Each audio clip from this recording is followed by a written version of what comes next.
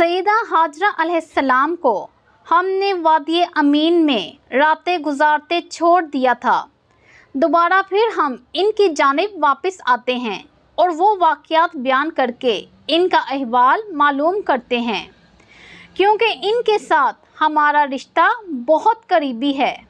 وہ حضرت اسماعیل علیہ السلام کی والدہ ہیں اور حضرت اسماعیل علیہ السلام ہمارے پیارے نبی حضرت محمد صلی اللہ علیہ وسلم کے آباء و اجداد میں سے ہے۔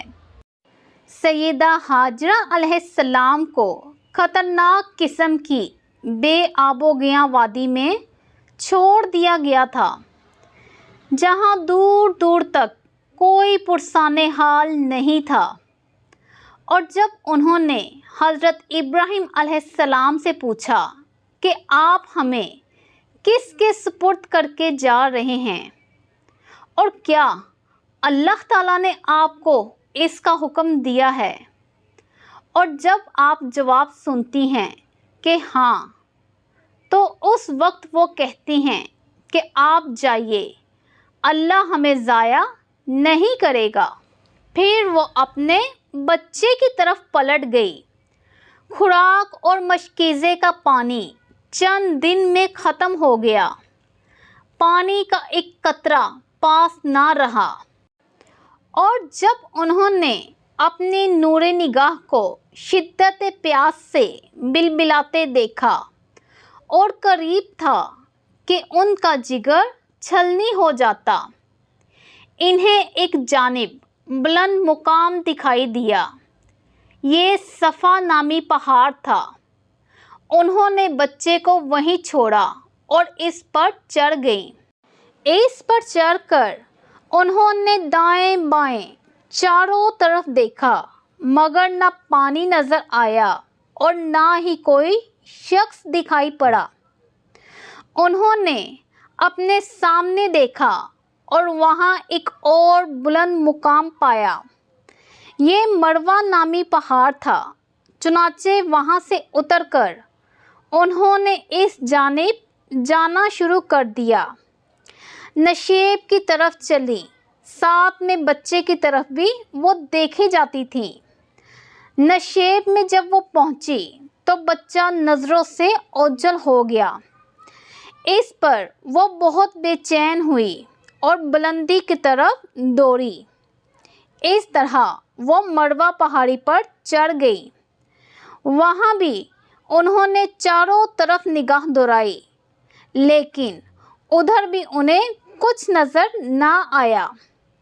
پھر انہیں خیال آیا کہ ایک بار پھر کوشش کرنی چاہیے کہ شاید مجھے اس بار کچھ مل جائے۔ اس خیال سے مروہ پہاڑی سے اتری اور صفا کی طرف چل دی۔ درمیان میں نشیب کی وجہ سے بچہ پھر نظروں سے اوجھل ہو گیا تو وہ پھر دوڑنے لگی۔ اس طرح صفا پہاڑی پر چڑھ گئی۔ اپنے لگتے جگر کے لیے پانی تلاش کرتے ہوئے انہوں نے صفا مروہ کے درمیان 7 چکروں میں سعی کو مکمل کیا۔ ایک تو عورت ذات، اوپر سے بھوک اور پیاس سے نڈھال، اس پر کس قدر مشکل سعی۔ اسی لیے مسلمان صفا اور مروہ کے درمیان سعی کرتے ہیں تاکہ اس واقعے کی یاد تازہ کر سکیں۔ جب وہ آخری مرتبہ مروہ پر پہنچی تو انہوں نے اسی دوران ایک پہاڑ پر عجیب و غریب آواز کو سنا اور شکستہ دل سے کہا کہ میں نے سنا۔ پھر انہوں نے اپنی نگاہوں سے بیٹے کو دیکھا اور ایک آدمی کو بچے کے سر کے پاس کھڑے پایا۔ وہ ابھی قریب ہی نہ آئی تھی کہ اس نے اپنی ایڑی کو زمین پہ دے مارا اور دیکھتے ہی دیکھتے پانی کا چشمہ جاری ہو گیا۔ اللہ تعالیٰ نے جبرائیل علیہ السلام کو آپ کی مدد کے لیے بھیجا۔ انہوں نے زمزم والی جگہ پر اپنی ایڑی کو مارا تو حضرت اسماعیل علیہ السلام کے पाँव के पास चश्मा जारी हो गया। यही आब ज़मज़म का आगाज़ था। सईदा हाजरा अलैहिस्सलाम पानी को देखकर बहुत हैरान हुई और उनकी खुशी की कोई इंतहा न रही। और जब उन्होंने ये देखा कि पानी फूट फूट कर चारों तरफ बह रहा है, ज़मीन हमवार थी, इसीलिए उन्होंने ज़मीन को खोदना शुरू कर दिया कि पानी इधर उधर न बह जाए। फिर उन्होंने उस घड़े के चारों तरफ पत्थर रख दिए और मुंह से बोली, ज़मज़म, इसका मतलब है रुक जा। नबी अकरम सल्लल्लाहु अलैहि वसल्लम ने फरमाया कि अल्लाह इस्माइल की वालदा पर रहम फरमाए। अगर वो जल्दबाजी से काम ना लेती तो ज़मज़म एक बहने वाला चश्मा होता, लेकिन उन्होंने उसके आगे बंद बांध दिया। दरअसल उन्हें उस वक्त पानी की शदीद ज़रूरत थी, इसीलिए उन्होंने पानी को अपने पास जमा कर लिया ताकि पानी ज़ाया ना हो। और उन्होंने हज़रत इस्माइल अलैहिस्सलाम को और ख़ुद भी खूब सैर होकर पानी पिया। ये अल्लाह ताला की तरफ से उनकी मेहमान नवाजी थी। वहाँ कोई और इंसान नहीं था और ना खाने की कोई और चीज़ थी, बस यही आब ज़मज़म उनके लिए खाने और पीने का काम दे रहा था। और ये मामलात को अल्लाह के सुपुर्द करके इसी पर तवक्कुल और इत्माद करने का समर्थ था। आपको याद है कि जब सैयदा हाजरा अलैहिस्सलाम ने जनाब इब्राहीम अलैहिस्सलाम से पूछा था कि आप हमें किसके पास छोड़े जा रहे हैं, क्या अल्लाह ताला ने आपको इसका हुक्म दिया है? और उन्होंने जवाब में कहा था कि हाँ। इस वक्त सैयदा हाजरा अलैहिस्सलाम ने कहा था कि तब आप जाएं, अल्लाह हमें ज़ाया नहीं करेगा।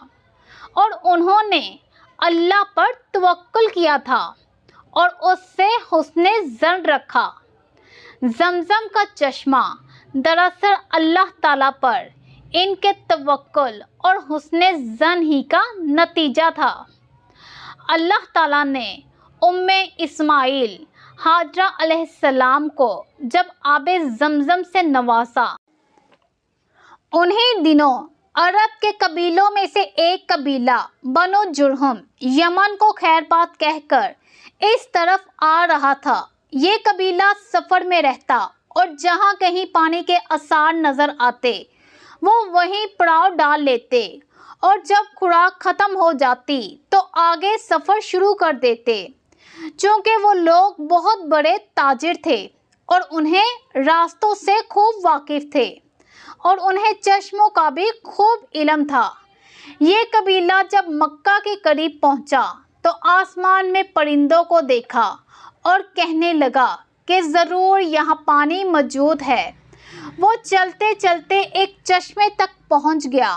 वहाँ पहुंचकर इसने जनाब इस्माइल अलैहिस्सलाम और इनकी वालिदा को आब ज़मज़म के पास बैठे देखा और वापस आकर काफ़िले को इस बारे में बताया। उन लोगों ने आपसे वहाँ पड़ाव डालने की इजाज़त मांगी। सईदा हाजरा अलैहिस्सलाम ने फरमाया, तुम्हें इसकी उजरत अदा करनी होगी। उन्होंने कहा ठीक है और वहाँ रहने लगे। इस तरह ये लोग सैयदा हाजरा अलैहिस्सलाम की माशियत का ज़रिया बन गए। ये तारीख़ी वाक़या वही से साबित है कि एक गरीबुल दियार औरत सहरा में पानी के चश्मे की मालिक है और मर्दों औरतों पर मुश्तमिल एक मुकम्मल काफ़िला इसके पड़ोस में पड़ाव की इजाज़त मांगता है और वो अपने पड़ोस में पड़ाव की मशरूत इजाज़त देती है और वो इसकी शर्त को बेखुशी कबूल करते हैं और अपना पड़ाव डाल देते हैं। عربوں کا یہ وہ اچھا وصف ہے جس کا جاہلیت میں بھی لحاظ رکھا جاتا تھا۔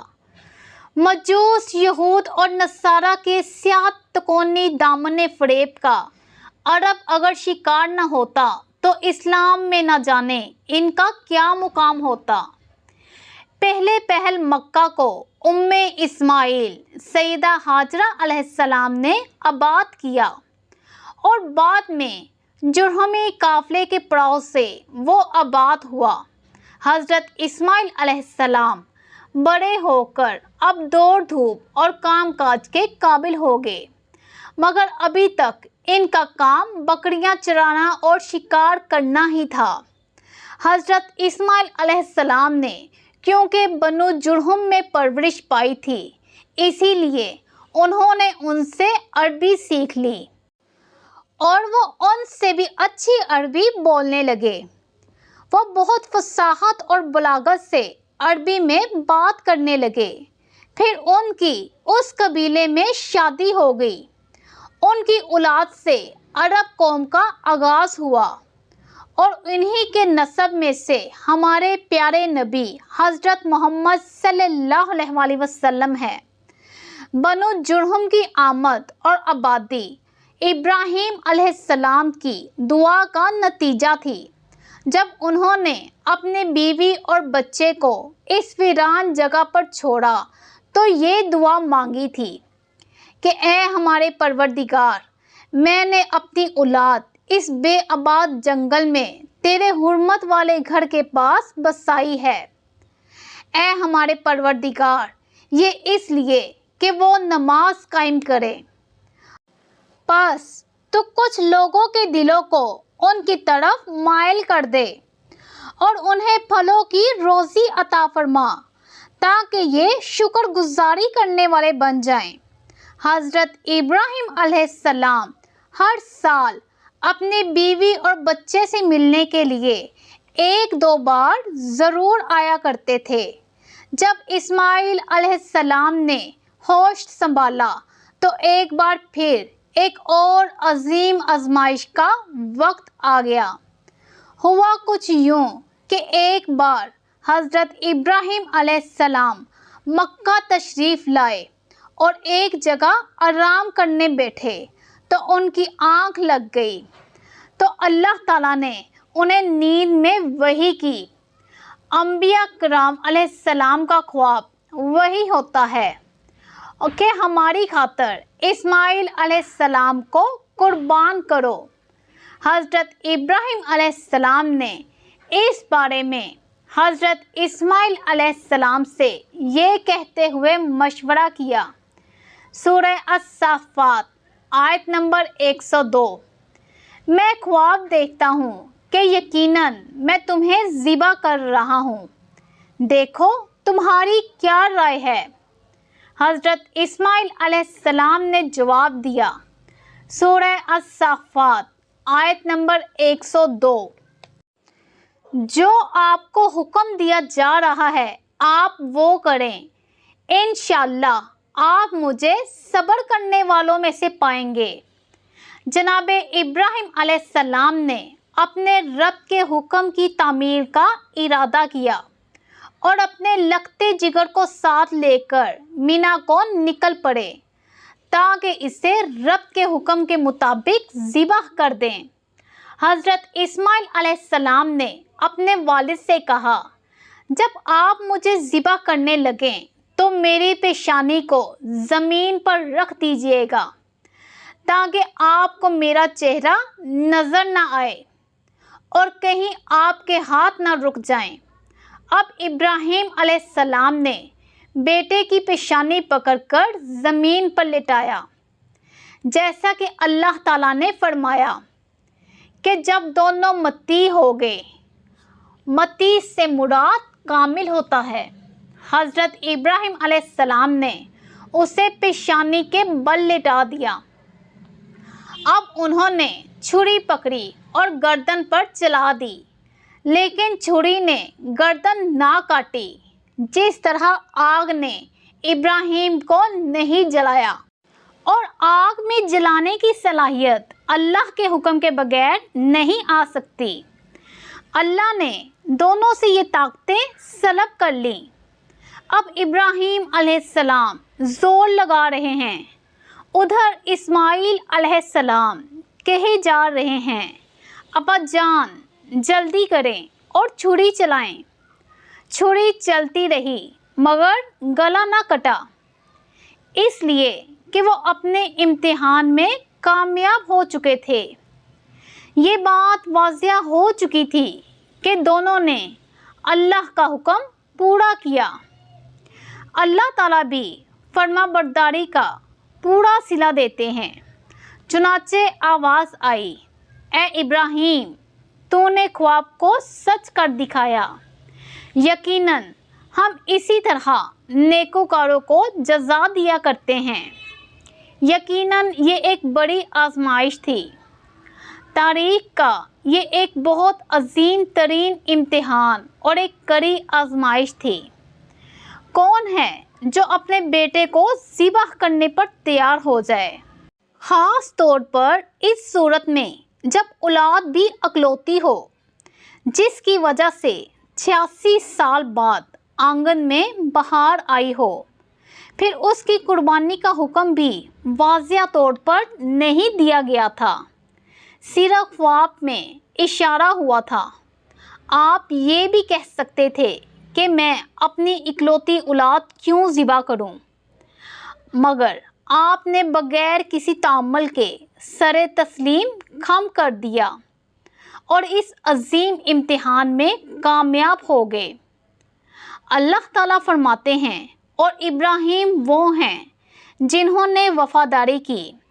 اس آیت میں یہ نہیں بتایا گیا کہ کس چیز میں وفاداری کی، اس لیے کہ وہ تو ہر معاملے میں مکمل طور پر وفاداری کا مظاہرہ دکھا چکے تھے، چاہے وہ آگ میں ڈالے جانے والا معاملہ ہو، بیوی اور بچے کو اکیلے ویرانے میں چھوڑ کر آنے والا معاملہ ہو، ذبح کا امتحان ہو یا تعمیر بیت اللہ کی مشقت، غرض ہر معاملے میں وہ وفادار تھے۔ سیدہ ہاجرہ علیہ السلام کا بیٹے کے ذبح پر صبر کرنا اور حضرت اسماعیل علیہ السلام کا اپنے ذبح پر صبر کرنا ایک ایسی آیت ہے جو ماں اور بیٹے دونوں کی خوشبو کی پردال ہے۔